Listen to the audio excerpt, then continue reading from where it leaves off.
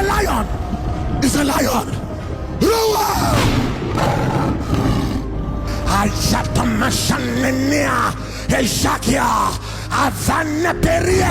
Jesus so prayed with such an intense energy that the Bible says the sweat that came out of his body was so thick like that of blood. Ephraim,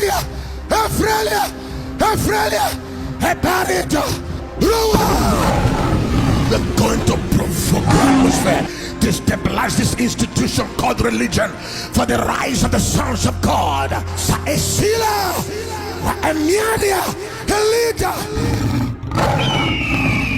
In this place we will teach you spiritual warfare. Shahila, you may not even understand my ministry.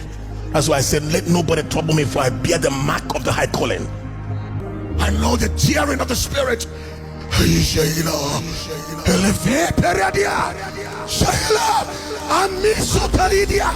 The warfare is in the atmosphere.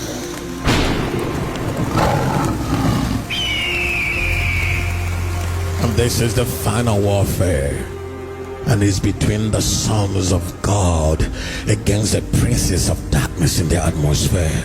So the war is in the realms, not in this physical sphere.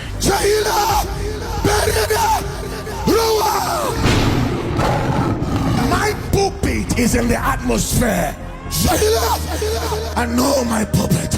I'm supposed to monopolize because we are going to be taking over territories in the realms of the spirit to have maximum optimal influence in our world. That's why my tongue is different. You think my tongue is a natural tongue, a normal spiritual tongue? No, these are tongues of dimensions. When we the atmosphere begins to change. Demons in the atmosphere are dethroned and kicked out of their positions.